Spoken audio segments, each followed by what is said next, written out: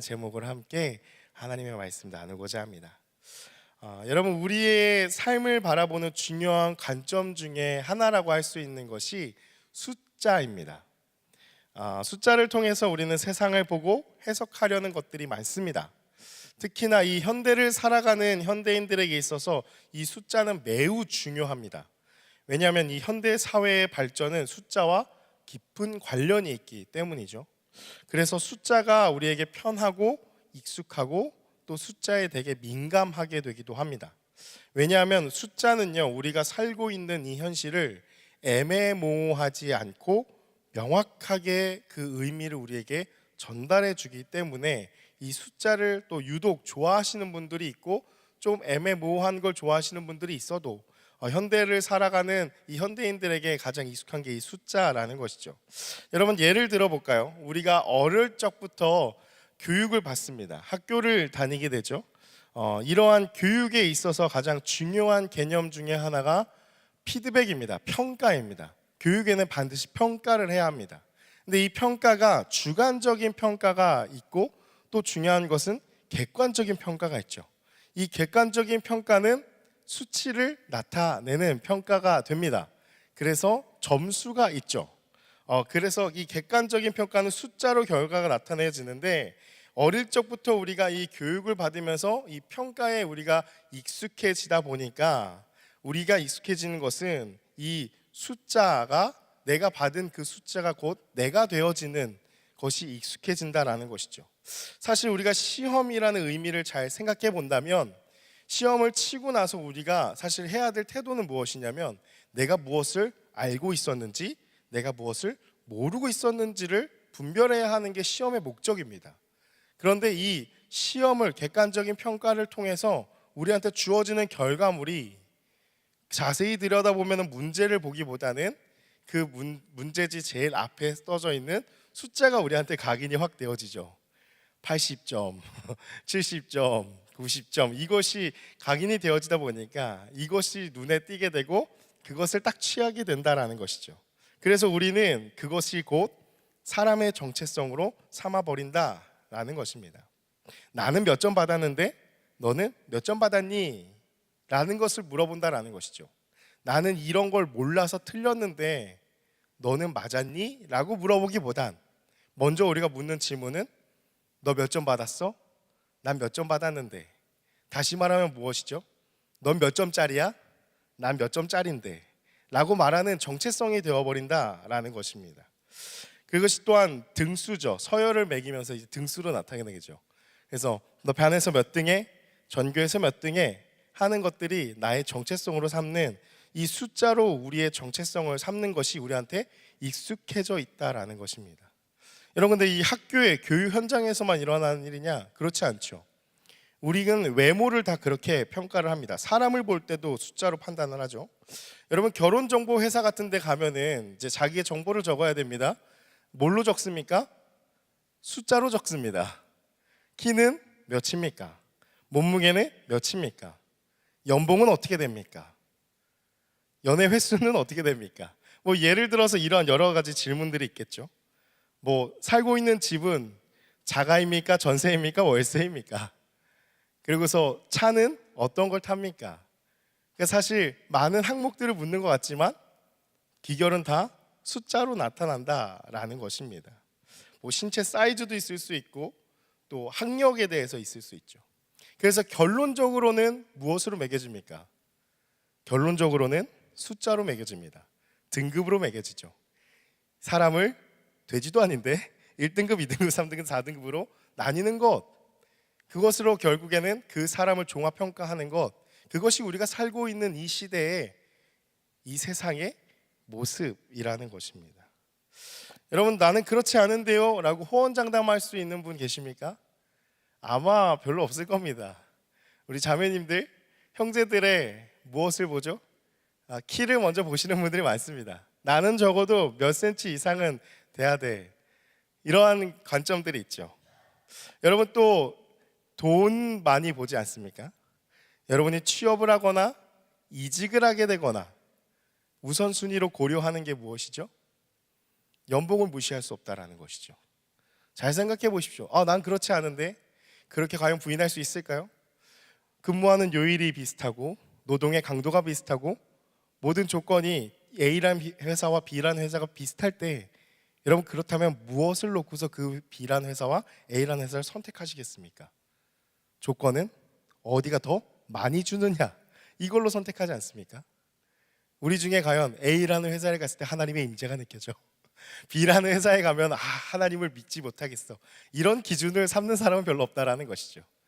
우리는 다 숫자에 이렇게 많이 매여 있다라는 거죠. 통장의 잔고도 마찬가지죠. 잔고가 많으면 마음이 평안해집니다. 그러나 잔고가 줄어들면 줄어들수록 우리의 마음이 불안해지죠. 또한 우리의 가장 중요한 것, 학력도 있고 스펙도 있겠죠. 근데 이런 걸 다 떠나서 여러분 그냥 일상생활에서도 사실 우리는 숫자의 노예가 되어 있습니다. 어떤 노예일까요? 배터리가 몇 %인지 이게 가장 중요하죠. 막 빨간색이 떴어요. 그러면 이제 마음이 불안해지기 시작하는 것. 20%가 안 남았네. 이제 곧 꺼지겠네 하는 이 마음의 불안함. 우리는 사실 일상생활의 작은 부분까지도 사실 우리는 숫자에 매여서 숫자의 노예로 살아가게 되어 있다라는 것입니다. 우리가 생각하는 이 삶의 기준이 있고 그 기준들은 모두 숫자화되어 있습니다. 우리는 이렇게 숫자에 매인 노예가 되어서 살아가게 됩니다. 한치 앞을 모르는 인생의 이 불안함을 숫자로 달래거나 준비하려고 하는 것입니다. 이것이 연약한 우리의 인생이 취하는 숫자로 취하는 관점이라는 것이죠. 여러분 오늘 민수기 이 성경에서도 숫자에 관한 이야기, 셈에 관한 이야기가 나타납니다. 민수기는 아까 우리 성경에서 말씀해 주셨다시피 백성들의 수를 센 인구 수를 기록한 책이다 해서 민수기라는 이 이름이 붙여져 있습니다. 그런데요, 이것이 본래 히브리어 성경의 제목은 아닙니다. 이것은 70인역이라고 하는 그 70인역에서 붙여진 제목이고 그것이 이 벌게이트 라틴어 번역으로 넘어오고 그것이 영어 번역으로 넘어오고 우리나라 넘어왔을 때 그 영어 번역에서 넘어오면서 우리나라 이 성경에도 이 민수기라고 되어 있는데 원래 히브리어 원어의 제목은 다릅니다. 전통적으로 히브리어 성경의 제목은 그냥 각 권 성경의 가장 첫 글자들을 따서 만듭니다. 그래서 사실 민수기는 어떠한 것이 이제 제목이 되어야 하냐면 그가 말씀하셨다 이게 제목이 되어야 하는데 이 히브리어의 제목은 광야의 서입니다. 5번째 단어로 쓰여진 게 이 미드바르라고 하는 이 광야의 서인데 민수기의 이 내용 자체가 그 광야에서 이루어진 일이기 때문에 그것이 더 부합하다 해가지고 붙여진 제목이 이 광야의 서라는 제목이라는 것이죠. 그런데 오늘날 우리가 보는 이 한국 성경에 쓰여진 민수기라는 백성의 수를 세는 것도 이 민수기 안에서 중요한 메시지이기 때문에 우리가 주목해 봐야 한다라는 것입니다. 우리 말씀을 좀 보면요, 1절의 말씀 보면은 뭐라고 나와 있는가? 우리 1절 말씀 다시 한번 같이 함께 읽어보기 원합니다. 함께 읽겠습니다. 시작. 이스라엘 자손이 애굽 땅에서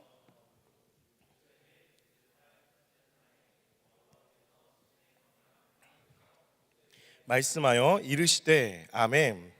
여러분 뭐라고 나오냐면 애굽에서 나온 지 둘째 해 1년이 지난 거죠. 두 번째 해 둘째 달 첫째 날 출애굽 2년 2월 1일이다 라고 하면서 이 민수기가 시작되어집니다. 장소는 어디입니까? 장소는 여호와께서 시내 광야 회막에서, 시내 광야가 장소입니다. 출애굽기 20장의 모세가 10계명을 여러분 어디서 봤죠?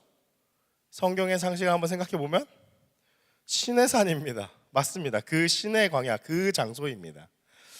이스라엘 백성들이 이 1년이라는 시간을 바로 이곳 시내 광야에서 아직까지 머물면서 있었다라는 것이죠.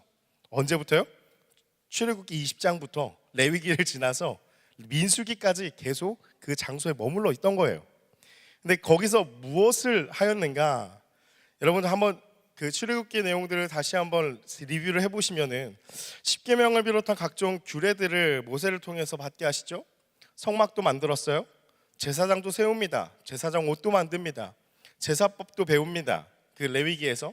또한 그 삶의 세세한 어떠한 많은 규칙들, 법들까지도 다 익힌 다음에 이제 민수기에서는 출발을 하려고 하는 거에 앞장서서 이 2절 말씀이 나타난다라는 것이죠. 우리 2절 말씀도 같이 함께 읽어보겠습니다. 시작. 너희는 이스라엘 자손의 모든 회중 각 남자의 수를 그들의 종족과 조상의 가문에 따라 그 명수대로 계수할지니. 아멘. 그 모든 것들 다 익힌 다음에 이제 출발하려고 하는데 그 앞서서 하나님이 모세에게 명령하신 것이죠. 이스라엘 자손의 모든 회중에서 종족, 조상의 가문에 따라서 그 명수대로 남자의 수를 계수하라, 인원을 카운트하라는 것을 하나님 말씀하신 거예요. 그리고 나서 3절에 보니까 그냥 남자면 되는 것이 아니었습니다. 우리 3절 말씀도 같이 함께 읽겠습니다. 3절 시작. 이스라엘 중 20세 이상으로 싸움에 나갈 만한 모든 자를 너와 아론은 그 진영별로 계수하되. 아멘. 뭐라고 나타납니까? 20세 이상이에요. 20세 이상의 싸움에 나갈 만한 모든 자를 다 계수할 것을 명하셨다라는 것입니다. 하나님께서는 왜 이스라엘 백성들을 계수하라고 말씀하셨을까요? 이 인구 조사에는 중요한 몇 가지의 포인트가 있죠. 인구만큼 이 텍스, 이 세수를 파악하는 거에 또 중요한 게 있습니다. 그래서 우리도 5년마다인가요? 인구 조사 해요. 그래서 집집마다 돌아다니면서 이 주민등록 등록대로 잘 살고 있는지 와가지고 확인하거든요. 그러한 것들이 중요한 이유, 이 세를 걷어야 되잖아요. 세금을 걷어야 되는데 인원이 얼만큼 있는지 파악하는 게 이제 중요한 게 인구조사의 목적 중에 하나라는 거죠. 또 중요한 것은 무엇이죠? 그 세력이 곧 그 나라의 국력이 되기 때문이죠. 힘이 되기 때문이죠. 이 나라의 인구가 몇 명이다라는 것이 엄청난 국력이 되기 때문이죠. 다시 말하면 그것이 곧 군사력이 되기 때문에 그러한 군력을 파악하기 위해서도 이 세력을 파악하게 되기 때문에 중요하다라는 것입니다. 그 나라에 얼만큼의 힘이 있는가는 결국 그 나라에 얼마나 많은 사람들이 있는가와 비례하기 때문에, 그래서 왜 얼마 전에 우리 지금 저출생 문제로 막 이렇게 여러 가지 이야기 나왔을 때 한 다큐인가요? 외국 교수가 한번 이 출생률 이야기를 듣고서 막 머리를 잡고서 와, 대한민국 정말 망했네요, 막 이러한 얘기도 나오는데, 왜냐하면은 절대적으로 중요한 것이 그 나라의 인구의 수가 줄어들게 되면은 힘이 약해지기 때문에 그 모든 것들이 다 연결되어 있기 때문이죠. 경제적인 거나 뭐 힘적인 거나 이런 군사력이나 다 연결되어 있는 게 이 인구이기 때문입니다. 그래서 이 인구 조사가 중요한 그런 의미가 있는데, 근데 3절 말씀을 보니까 확실히 하나님께서 무엇 때문에 이야기를 하느냐, 싸움에 나갈 만한 자들을 계수하라 라는 이 말씀을 통해서 우리가 보니까 전쟁에 나갈 군인들을 소집하시는 것 같다라는 것이죠. 여러분, 군인들에게 있어서 가장 중요한 것이 무엇일까요? 군인들에게 있어서 중요한 것, 잘 싸우는 게 중요하겠죠. 또 잘 쏘는 게 중요하겠죠. 총을. 그게 가장 중요한 건 아닙니까? 그런데 여러분, 군대 가면 제일 적게 하는 게 뭘까요? 총검술입니다. 잘 싸우는 거. 훈련소에서 한 번 배우고 거의 말걸요. 또 안 합니다. 물론 이제 특수부대나 이런 데는 매일 체력 단련하면서 사람을 어떻게 죽일까 이런 것도 하지만은 그 외에 많은 이해할 부대들은 별로 그런 거 별로 배우지 않습니다. 총도요, 매일 쏘는 것 같죠? 그렇지 않습니다. 총 진짜 못 쏩니다, 별로. 그럼 도대체 뭘 하는 것이냐? 군대에서 가면 딱 한 가지밖에 안 합니다. 점호만 합니다. 아침과 저녁으로 계속 인원 카운트만 주구장창합니다. 밥 먹으러 갈 때도 인원 카운트를 하고요, 어디 나갈 때도 인원 카운트를 하고, 제일 중요한 건 계속해서 인원수를 세는 일을 제일 많이 한다라는 것이죠. 왜냐? 전쟁에서도 중요한 것이 이 세력이기 때문입니다. 적의 규모를 알아야지 전술을 짤 수가 있습니다. 무턱대고 그냥 싸우다가 적의 규모가 얼마인지도 모른 채 그냥 싸우다가 다 소멸해버릴 수 있기 때문이죠. 또한 아무리 소수정예로 강한 군사들이라 하여도 사람에겐 한계가 있기 때문에 싸울 만한 규모인지를 파악하는 것도 중요하기 때문에 바로 이 세력을 파악하는 것이 중요하다라는 것이죠. 이것이 세상 전쟁에서 중요한 원리라는 것입니다. 그래서 어디든지 어떤 국가든지 가장 먼저 파악하는 건 군인들의 숫자가 몇 명이냐, 그리고 그들의 화기, 무기가 얼마나 되느냐, 가장 빼먹을 수 없는 중요한 숫자들이라는 것입니다. 왜냐하면 그것으로 전쟁을 이길 수 있을지 질지 판가름을 하기 때문이죠. 여러분, 그렇다면 하나님께서도 오늘 민수기 이 3절의 말씀처럼 이스라엘 백성들의 이 세력을 파악하셔서 하나님이 앞으로 있을 이 가나안 땅의 거민들과의 전쟁에서 얼마나 전쟁을 하여서 이길 수 있는지, 질지, 이거를 판가름하시기 위해서 인원 조사를 하시는 걸까요? 그 가능성을 타진하기 위해서 계수를 하라고 말씀하시는 걸까요? 성경에 기록된 많은 전쟁들의 특징을 우리가 좀 생각해 봐야 합니다. 하나님의 전쟁으로 세상과 세상의 방법과 같지 않은 전쟁들이 참으로 많았다라는 것이죠. 대표적으로 생각나는 것들이 몇 가지가 있어요. 기드온의 300용사, 제일 대표적이죠. 군인들을 막 모았어요. 근데 하나님이 인원도 너무 많아, 계속 너무 많다고 계속 빼라고 하시는 거예요. 그러면서 그 조건을 막 다세요. 물을 뭐 어떻게 먹는 자, 핥아 먹는 자, 아니면 이렇게 마시는 자, 그거에 따라서 그런 애들만 추려. 그래서 남은 게 300명이에요. 여러분, 300명 하면은 사실 되게 많아 보이지만 전쟁에 있어서는 얼마 안 되는 숫자죠. 근데 하나님은 그 소수 정예를 데리고서 일을 하시는 것들을 볼 수가 있습니다. 우리가 또한 잘 아는 말씀이죠. 다윗과 골리앗의 싸움에서도 우리가 알 수 있죠. 우리는 당연히 전쟁을 이기려면, 골리앗을 이기려면 골리앗을 무너뜨릴 수 있는 더 큰 능력이 있는 그런 무기, 더 큰 창과 칼로 그 골리앗의 목을 베어야지 죽일 수 있다고 생각하지만 하나님의 전쟁은 그것이 달랐죠. 그냥 작은 돌 하나로 맞춰서 죽이게 되는 그러한 일들이 펼쳐진다라는 것이 이 하나님의 전쟁. 그래서 힘이 세고 크고 규모와 병력이 강해서 이긴 전쟁들이 아니라 오히려 그 반대로 그 모든 것이 다 없다 할지라도 이겼던 것이 바로 그 전쟁들이었고, 하나님의 전쟁에는 이러한 비밀들이 있었다라는 것이죠. 대표적으로 몇 구절을 우리가 좀 살펴볼까요? 사무엘상 14장 6절의 말씀인데요, 우리 같이 함께 자막을 통해서 읽어보겠습니다. 시작. 요나단이 자기의 무기를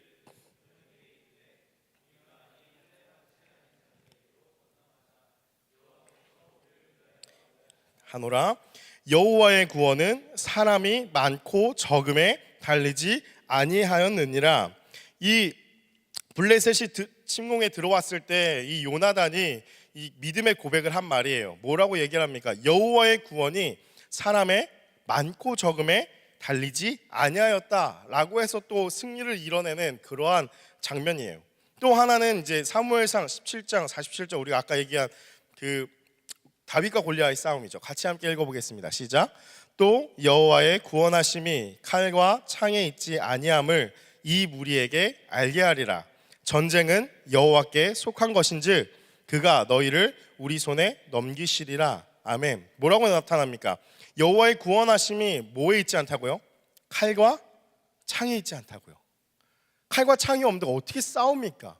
지금으로 따지면은 총과 미사일에 있지 않다라는 거죠. 그럼 어떻게 전쟁을 하냐라는 거죠. 말도 안 되는 거죠. 근데 전쟁은 여호와께 속한 것인지 그가 너희를 우리 손에 넘기시리라. 이게 하나님의 전쟁의 특징이라는 것이죠. 그래서 스가랴서 4장 6절에는 뭐라고 이야기를 하십니까? 같이 읽을게요. 시작. 그가 내게 대답하여 이르되 여호와께서 스룹바벨에게 하신 말씀이 이러하니라. 만군의 여호와께서 말씀하시되 이는 힘으로 되지 아니하며 능력으로 되지 아니하고 오직 나의 영으로 되느니라. 아멘. 계속해서 우리에게 주시는 이 전쟁의 스토리 다 보진 않았지만 모든 스토리 가운데 하나님께서 일관되게 말씀하시는 한 가지는 무엇이냐? 하나님의 방법과 세상의 방법은 다르다라는 것입니다. 세상에서 취할 수 있는 방법, 우리의 생각과 하나님의 생각은 전혀 다르다라는 것이죠. 그것이 계속해서 성경이 우리에게 주고 있는 메시지라는 것입니다. 하나님의 전쟁은 철저히 하나님의 기준으로 불러 모아진 자들에게 있고, 하나님께서는 그 기준으로 준비된 자들을 통하여서 일하시고 승리하게 하신다. 이것이 바로 하나님이 일하시는 방식이다라는 것을 나타낸다라는 것이죠. 오늘 민수기에서 바로 그런 자들을 하나님이 찾으신 것입니다. 어떤 자들입니까? 20세 이상 된 자로 싸움에 나갈 만한 자입니다. 이는 신체적으로, 정신적으로 건강하고 성숙한 자들을 의미합니다. 전쟁에, 하나님의 전쟁에 부합한 훈련된 군대를 모으시는 것이 바로 이 민수기의 특징이라는 것이죠. 광야에서 하나님의 이 전쟁에 나갈 만한 자들, 하나님의 이 전쟁에 참여할 만한 훈련된 자들, 성숙한 자들을 하나님께서 부르시는 것, 모으시는 것, 그것이 이 민수기 계수의 목적이라는 것입니다. 하나님께서 이 민수기의 말씀을 통해서 우리에게 주시는 분명한 메시지가 있습니다. 광야와 같은 이 세상을 살아가는 우리의 인생길에서 우리는 수많은 전쟁을 치르며 살아가게 됩니다. 민수기는 이 광야와 같은 이 세상에서 살아남을 수 있는, 이 치열한 영적 전쟁에서 승리할 수 있는 길을 우리에게 말씀하고 있는 것이죠. 이 전쟁에서 승리할 수 있는 방법은 무엇이냐? 전쟁을 할 준비, 훈련되어져야 할, 이길 수 있다라는 것입니다. 그렇다면 어떻게 그렇게 될 수 있는 것인가? 세상에 줄 수 없는 능력, 그것을 뛰어넘는 차원의 능력이 필요합니다. 그것이 우리의 무기가 되어지는 것이죠. 여러분, 그것이 무엇이냐? 지난주에 말씀 나눴다시피 거룩입니다. 세상의 많은 광야와 같은 세상의 이 싸움에서 우리가 이길 수 있는 우리의 무기는 무엇이냐면, 그 세상과 똑같은 것을 가지고 더 많이 갖는 것이 아니라 그 세상의 것을 뛰어넘을 수 있는, 뛰어넘는 차원의 것, 바로 그 거룩이 우리의 주된 무기가 된다라는 것이죠. 왜 그렇습니까? 너희는 거룩하라, 이는 나 여호와 너희 하나님이 거룩함이니라. 하나님의 속성이 거룩함입니다. 하나님을 닮는 능력이 거룩함입니다. 따라서 거룩함을 우리가 추구하고 소유하게 될 때에 세상 그 어떠한 것도 상대할 수 없는 능력이 바로 거룩함이기 때문입니다. 이것만 있으면 되는가? 된다라는 거예요. 여러분, 왜냐하면요, 우리의 싸움은 혈과 육이 아니라 영적 전쟁이기 때문입니다. 에베소서 6장 12절의 말씀인데요, 우리 같이 함께 읽어보겠습니다. 에베소서 6장 12절 함께 읽겠습니다. 시작. 우리의 씨름은 혈과 육을 상대하는 것이 아니요 통치자들과 권세들과 이 어둠의 세상 주관자들과 하늘에 있는 악한 영들을 상대함이라. 아멘. 여러분, 성경은요 한 번도 우리에게 열심히 너희가 체력을 단련해서 총검술을 익히고 총을 잘 쏴서 열심히 잘 싸우라고 말씀하는 구절은 전혀 없습니다. 우리에게 항상 짚어주는 것은 무엇이냐? 너희가 치료해야 할 것은 영적 전쟁이다라는 것만 이야기를 하지, 전쟁은 다 하나님께 속하였다라고 이야기를 합니다. 우리가 싸울 것은, 우리의 눈으로 보이는 혈과 육의 싸움은 그 어떠한 것도 성경에서 준비하고 너 싸워서 이겨봐라 라고 이야기하지 않는다라는 것이죠. 여러분, 매일 우리가 싸워야 할 것은 내 눈앞에 보이는 혈과 육이 아니라 영적 전쟁이라는 것이죠. 여러분, 그러나 우리가 지금 매일 싸우고 있는 것이 무엇입니까? 우리가 우리의 지금 이 광야와 같은 세상에서 여러분 하루하루를 무엇과 전쟁을 하고 계십니까? 우리가 전쟁하는 내용들이 다 이런 내용 아닌가요? 저 사람보다는 내 연봉이 높아야 되는 거, 저 사람이 사는 집보다는 내 집의 평수가 넓어야 되는 거, 저 사람이 사는 차보다는 내 차가 더 좋은 차여야 되는 것, 외모와 돈, 학력의 스펙에 매여서 그런 숫자에 많고 적음의 모든 신경을 집중하며 싸우고 있지 않느냐라는 것이죠. 우리에게 익숙한 싸움의 방식은 어떻죠? 상대방의 병력보다 내 병력이 많아야 하죠. 상대방의 무기보다 내 무기가 더 세야 합니다. 커야 합니다. 상대방의 능력보다 나의 능력이 더 커야 되고, 그러한 것들이 가장 중요하다라는 거죠. 여러분, 뭐 미드나 뭐 우리나라 드라마들도 그러면요, 보면은 그러한 드라마들, 재밌게 본 드라마들, 그러한 내용들이 항상 있어요. 그 변호사 나오는 드라마들이 항상 그런 싸움이잖아요. 어떤 카드를 갖고 있느냐, 그것으로 판결을 뒤집을 수 있느냐, 더 큰 능력, 더 큰 비밀, 더 큰 약점, 그것을 가지고 상대방을 짓누를 수 있다면은 세상은 그것이 가장 큰 성공이고, 그것을 위해서 밤낮 자지 않고 열심히 그 정보를 수집해서 이기려고 하죠. 그것이 이 세상의 싸움이다라는 것입니다. 악한 영들이 가지고 있는 능력보다는 내가 더 커야 한다라고 생각하는 것, 그들이 가지고 있는 이 세상의 능력 중에 가장 큰 능력이면 된다고 생각하는 것이 우리에게 익숙한 이 싸움의 방식이라는 것입니다. 우리는 나에게 악한 일, 분한 일, 화나는 일이 생겨서 전쟁을 치러야 한다면 여러분 어떻게 치르시죠? 내가 더 악해지고 흑화되어야 합니다. 그래서 그 상대방을 더 크게 복수해야 합니다. 더 악한 마음으로 상대방을 아프게 하는 것, 그것이 이기는 것이라고 우리는 생각한다라는 것이죠. 눈에는 눈, 이에는 이, 있을 수 없는 일입니다. 너무 낭만적인 얘기죠. 누가 나의 눈을 때리면 눈만 안 때리죠. 반을 죽여놓죠. 그것이 우리 사람의 이겨야 하는 본능, 본성, 그 숫자 싸움이라는 것입니다. 때로는 더 갖지 못한 박탈감으로, 때로는 더 가진 우월감으로 살려고 하는 것이 우리가 이 세상에서 광야 같은 세상에 살아가면서 갖고 있는 이 싸움의 관점이라는 것이죠. 그러나 성경이 분명히 우리에게 이런 것들이 우리가 싸워야 할 것이 아니다라는 것을 오늘 말씀하고 있다라는 것입니다. 우리가 싸우는 전쟁은 세상의 논리의 혈과 육의 전쟁이 아니라 영적 전쟁입니다. 그렇다면 우리가 싸워야 할 악한 영들과의 전쟁은 무엇입니까? 지난 시간에 함께 나누었죠. 끊임없이 우리를 평범함으로 끌어내리려 하는 그 죄악과 싸워야 합니다. 우리가 싸워야 될 그 영적 전쟁은 무엇이냐면, 우리는 하나님의 소유된 특별한 존재, 거룩한 존재로 하나님께서 우리를 만드시고 명하시고 다시 한번 회복시키시기를 원하시는데, 세상은 끊임없이 그들과 별반 다르지 않는 평범한 존재야 라고 하면서 우리를 끌어내리려고 하는 그것, 바로 그 죄악과 우리가 싸우는 것, 그것이 영적 전쟁이라는 것이죠.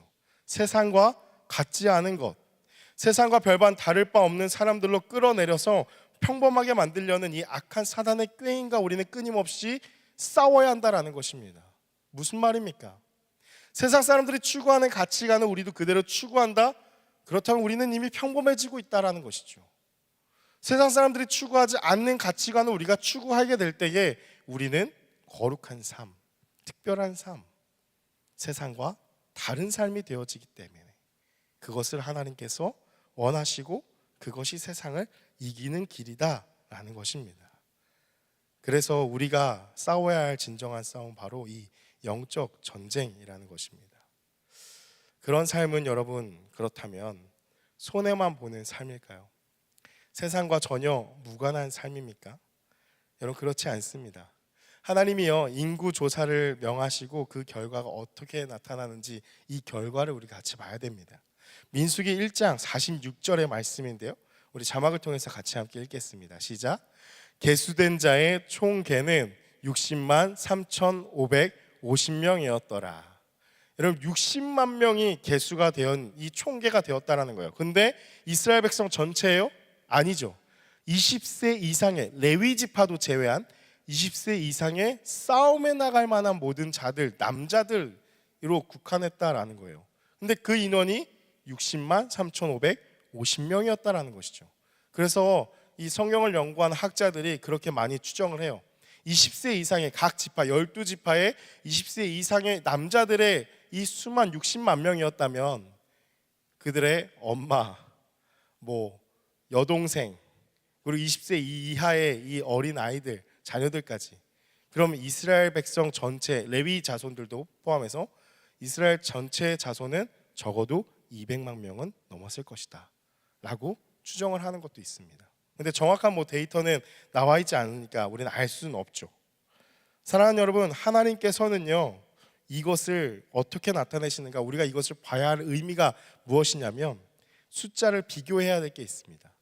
창세기 46장 27절의 말씀인데요, 우리 자막을 통해서 같이 함께 읽겠습니다. 시작. 애굽에서 요셉이 낳은 아들은 2명이니 야곱의 집 사람으로 애굽에 이른 자가 모두 70명이었더라. 애굽에 들어간 자가 야곱을 통해서, 그 요셉 이야기 그때 통해서 들어간 자가 70명이었다라는 거예요.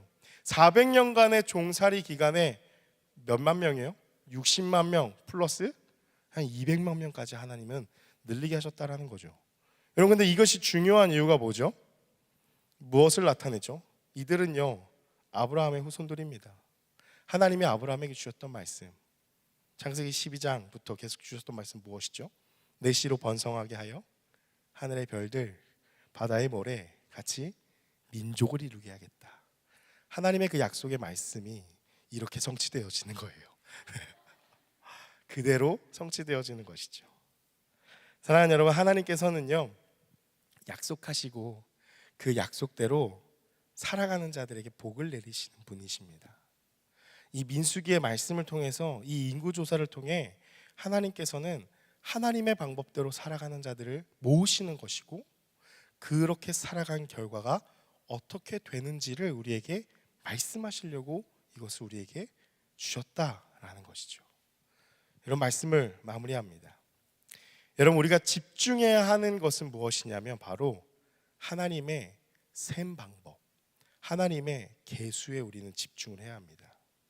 우리가 진정으로 두려워하고 걱정해야 하는 것은 무엇이냐면 하나님께서는 오늘도 숫자를 세고 계신다라는 거예요. 어떤 숫자입니까? 광야와 같은 이 세상에 영적 전쟁, 영적 싸움을 할 만한, 이 싸움에 나갈 만한 자를 하나님은 계수하고 계신다라는 것이죠. 여호와의 군대의 그 수에 나도 계수가 되어 있는지, 거룩한 자로 나도 서 있는지 아닌지, 그것을 우리가 두려워해야 한다라는 것입니다. 왜냐하면 그렇지 않는다면 우리는 영적 전쟁에서 패배하기 때문이죠. 사랑하는 여러분, 세상의 숫자 논리에 절대 속으시면 안 됩니다. 세상은 끊임없이 그 숫자 논리로 우리에게 다가옵니다. 그래서 그렇게 우리를 올가매는 것이죠. 그 숫자 논리에서 벗어날 수 없도록 우리를 꽉 올가매는 것이 이 세상의 논리라는 것입니다. 내가 그 많은 숫자를 소유하면 그만큼 행복을 얻을 것이라는 것이 세상의 논리입니다. 그만큼 많은 숫자들을 내가 갖게 된다면 이 세상의 것들을 더 많이 소유해야 한다라는 것이 이 세상의 속임수라는 거예요. 더 많은 이 세상의 숫자를 가져야지 내가 강해질 수 있다라고 말하는 것이 이 세상이 말하는 근데 속임수라는 것이죠. 더 많은 것으로, 더 많은 숫자들로 나를 강하게 하고 더 많은 것을 소유해야지 내가 더 능력이 있어진다. 이 세상에, 이 광야와 같은 세상에 전쟁을 치를 수 있는 힘과 능력을 그것들을 통해서 얻을 수 있다. 그것이 바로 세상이 우리에게 속이는 그 숫자 논리의 속임수라는 것입니다. 그게 외모이고요, 그게 돈이고, 그게 스펙이고, 그게 학력이고, 그 수많은 것들로 우리를 둘러싸서 적어도 이 정도 숫자는 있어야지 인생을 살아갈 수 있다라고 이야기를 한다라는 것이죠. 그래서 저출생 문제는 아까도 잠깐 얘기했지만 왜 못 낳고 왜 결혼하는 걸 벌벌 떱니까? 결국엔 이 숫자 때문에 다 우리는 매여 있는 거예요. 애를 한 명 낳으면은 키우는 데까지, 대학을 보내는 데까지 1억이 넘게 든대. 그 1억이라는 숫자 때문에 우리한테 각인이 돼서 나한테 지금 1억이 어디 있어? 그러니까 점점 우리는 매여지게 된다라는 것이죠. 그게 세상의 논리라는 거예요. 그게 사단이 우리를 꽉 얽어매는 거예요. 통장의 잔고에 우리의 마음을 묶어놓고요, 외모의 그 평가에 우리의 마음을 묶어놓고, 학력에 우리의 마음을 묶어놓습니다. 이 정도밖에 안 된다고 꽉 묶어놓는다라는 것이죠. 그러나 여러분, 속지 마십시오. 하나님의 전쟁은, 우리 아까 사무엘상 말씀 보았듯이 하나님의 전쟁은 많고 적음에 있는 것이 아닙니다. 하나님의 전쟁은 칼이나 창, 그러한 능력에 있는 것이 아니다라는 것이죠. 하나님의 전쟁, 우리가 치러야 될 이 영적 전쟁의 승리의 무기는 무엇입니까? 거룩입니다. 여러분, 기억해야 합니다. 광야에서는요, 바로 이것으로 이길 수 있습니다. 광야의 승리는 거룩뿐입니다. 거룩은 세상과 같은 것이 아닙니다. 우리가 집중해야 할 것은 하나님이 계수하시는 거룩한 자가 되는 것입니다. 거룩하게 싸움에 나갈 만한 자들로 하나님의 셈 가운데 계수되어지는 그러한 나의 삶인지 아닌지를 분별하는 것, 그것이 가장 중요한 우리의 삶의 관점이라는 것입니다. 그 하나님의 수에 계수되어지는 거룩한 자로 살 수 있는 저와 여러분이 되기를 주님의 이름으로 축복합니다.